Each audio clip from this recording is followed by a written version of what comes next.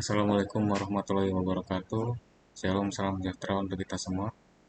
Video kali ini saya akan membuat panduan terkait desain jaringan, khususnya jaringan VLAN. Pertama yang kalian butuhkan adalah membuat sebuah topologinya berdasarkan perangkat yang dibutuhkan untuk menjalankan topologi VLAN. Pertama yang dibutuhkan adalah sebuah server. Server itu lokasinya ada di end device. Kalian bisa lihat kursor saya diarahkan ke bawah kepada kategori end device.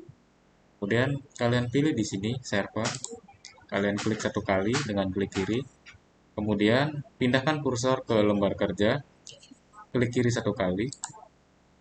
Oke, setelah itu sudah terbentuk sebuah servernya. Berikutnya kalian tinggal buat yang masih ada di end device perangkatnya, yaitu sebuah komputer. Di sini komputer kita sediakan 4 unit aja.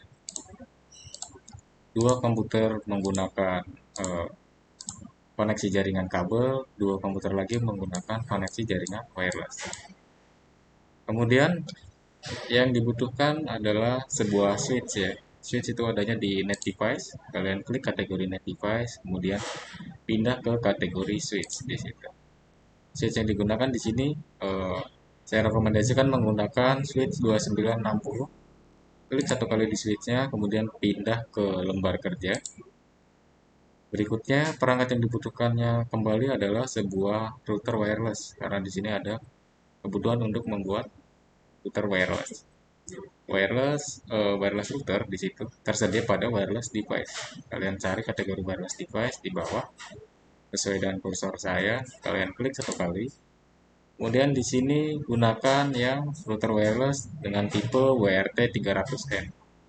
Klik satu kali, kemudian pindahkan di lembar kerja. Dengan klik satu kali juga di lembar kerja. Oke, berikutnya kita tinggal hubungkan masing-masing perangkatnya. Pertama kita hubungkan terlebih dahulu PC 0 kepada switch di situ. Gunakan kabel dengan tipe strap, kabelnya yang tipe tebal seperti ini.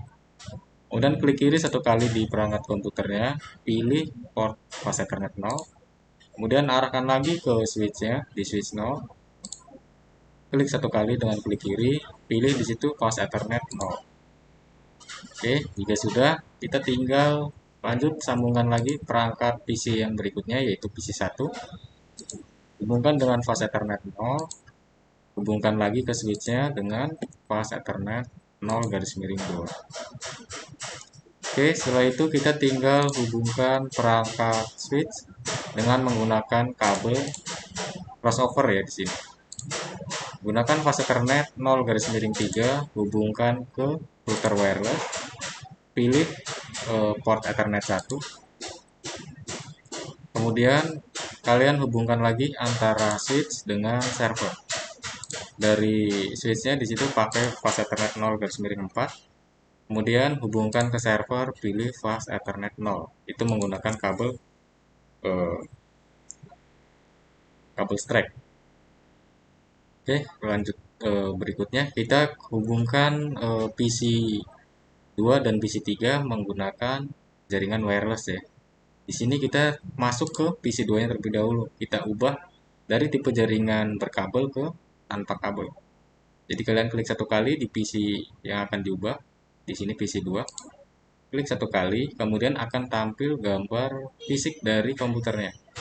Dan kalian cari tombol powernya. Tombol powernya itu berwarna merah, lingkaran. Kemudian di atasnya ada indikator hidup atau mati ya. Ketika hidup, di situ dia indikatornya berwarna kuning. Ketika mati, dia indikatornya tidak berwarna atau gelap. Jadi untuk mengubah jaringannya kita harus matikan dulu komputernya di sini. Tekan tombol merahnya satu kali. Kemudian scroll ke bawah dengan menggunakan mouse. Kemudian cari port jaringan LAN-nya di situ ya, atau port kabelannya. Kalian klik satu kali, tahan. Kalian geser atau seret ke port wirelessnya di sini. Kemudian kalau udah sampai di port wirelessnya, kalian lepas saja biar hilang. Oke. Setelah hilang, kalian gunakan lagi port wirelessnya di sini, pakai yang bawah sesuai kursor saya. Kalian klik kiri satu kali, kalian seret ke port kabelan yang tadi sudah dikosongkan. Oke, pastikan sudah menempel seperti yang ada di gambar. Oke, berikutnya kita setelah itu tinggal aktifkan kembali komputernya agar jaringan wireless yang tadi sudah kita ganti bisa aktif. Klik satu kali dengan menggunakan klik kiri pada tombol power merah. Kemudian ulangi lagi langkah seperti tadi di komputer sebelahnya karena akan dibuat dua jaringan wireless. Yang pertama kita matikan dengan menggunakan tombol power merah. Kemudian scroll ke bawah, kita klik kiri satu kali, kita seret pindahkan ke port wireless yang ada di situ, biar port jaringan LAN-nya hilang. Kemudian kita pindahkan lagi port jaringan wirelessnya ke port jaringan LAN yang tadi sudah kosong. Kalau sudah pas posisinya, kalian tinggal lepas saja klik kirinya, tidak perlu ditahan lagi. Kemudian berikutnya tinggal kita nyalakan lagi komputer. Oke, habis itu kalian close. Semua perangkat sudah terhubung dan dalam kondisi indikator hijau semuanya. Artinya nggak ada kesalahan atau tidak ada kesalahan dalam menghubungkan suatu perangkat. Berikutnya di sini kita tinggal buat pengalamatan IP dari masing-masing perangkatnya. Hanya saja biar lebih jelas ya seperti itu. Biasakan kalian ketika mau membuat alamat IP itu ditentukan terlebih dahulu. Kalau kalian membuat alamat IP-nya yang tipe statik. Kalian buat di sini dengan menggunakan flash node. Klik satu kali, kemudian arahkan ke bawah PC0. Ini untuk memberikan catatan bahwa PC0 punya alamat IP.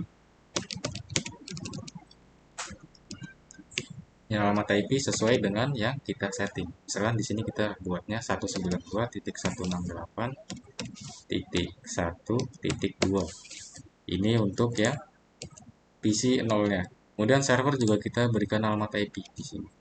Kalau server itu gunakan yang berakhiran angka 1 untuk awal. Kemudian PC yang berikutnya atau PC di sebelahnya tadi gunakan port dengan akhiran angka 3. Kemudian berikutnya diganti lagi dengan akhiran angka 4. Berikutnya lagi diganti lagi dengan akhiran angka 5. Oke, seperti itu. Setelah itu kita tinggal masuk ke menu selection di sini. Pakai tombol selection, kita rapikan aja deh. Kita letakkan biar terbacanya mudah. Oke, kurang lebihnya seperti itu.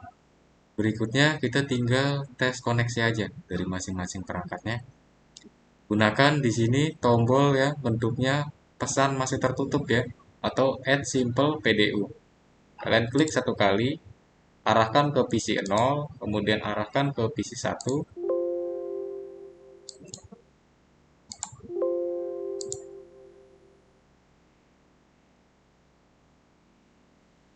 Maaf sebelum di testing, saya lupa tadi. Setelah kita buat sebuah eh, catatan di sini, kita buat terlebih dahulu alamat IP-nya. Alamat IP dibuat dengan kalian masuk ke PC 0 ya, klik satu kali, kemudian pindah ke tab desktop, kemudian di situ masuk ke IP configuration, kemudian klik di IP level 4 address-nya. Pastikan pilihan konfigurasi di atasnya itu menggunakan static. Jadi kita tinggal inputkan aja 192.168.1.2. Kemudian pindah mouse-nya atau klik di kolom subnet mask-nya, maka dia akan otomatis terisi subnet mask 255.255.255.0. Kemudian di sini kita copy aja alamat IP-nya, kita pindah ke PC sebelahnya lagi. Di PC sebelahnya lagi kita masuk IP configuration masih sama. IP address-nya kita masukkan dengan imbuhan akhir angka 3 ya. Dan kalau sudah kita close lagi, pastikan semua IP-nya itu tersetting atau tersetup secara statik. Nah, yang seperti ini ya. Kita temukan di sini tipenya DHCP. Kita pindah dulu ke statik. Kemudian baru kita isikan lagi alamat IP-nya sesuai dengan catatan yang tadi kita udah buat di bawah masing-masing komputernya. Kemudian kalau sudah, klik di kolom subnet mask-nya, dan kalian close. Berikutnya pindah ke PC terakhir di sini, masuk ke menu desktop lagi, masuk ke IP configuration. Kalian ganti lagi di sini tipe konfigurasinya menggunakan static. Kemudian masukkan alamat IP-nya dengan imbuhan akhir sesuai dengan catatannya, yaitu menggunakan alamat IP .5 di situ. Kemudian klik di kolom subnet masknya agar terisi otomatis. Berikutnya tinggal deh kita testing tadi menggunakan Add Simple PDU untuk melihat apakah sinkronisasi data atau sharing datanya berhasil atau tidak. Kita klik satu kali di PC 0, kemudian klik lagi di PC 1. Kemudian hasilnya akan tampil di bawah ya. Kalau misalkan kalian pengen lihat hasilnya itu secara jelas atau secara listing secara urut di situ, kalian bisa klik di sini PDU list window. Oke, tadi pengujian yang pertama adalah dari PC 0 ke 1. Berikutnya kita buat pengujian di PC 0 ke 2. Hasilnya juga sukses. Kemudian dari PC 0 ke 3, hasilnya juga sukses. Lanjut berikutnya dari PC 1 ke 2, hasilnya juga sukses. Kemudian dari PC 2 ke 3, hasilnya juga sukses. Ini untuk desain jaringannya yang sudah dibuat pada perencanaan pada suatu topologi LAN. Berikutnya masih ada satu tahap lagi ya. Untuk masuk tahap berikutnya yaitu mengenai pengkonfigurasian atau pembatasan pada virtualan. Namun akan saya bahas di video selanjutnya. Mungkin sekian untuk panduan desain topologi jaringan VLAN dari saya. Kurang lebihnya saya mohon maaf. Saya akhiri. Wassalamualaikum warahmatullahi wabarakatuh.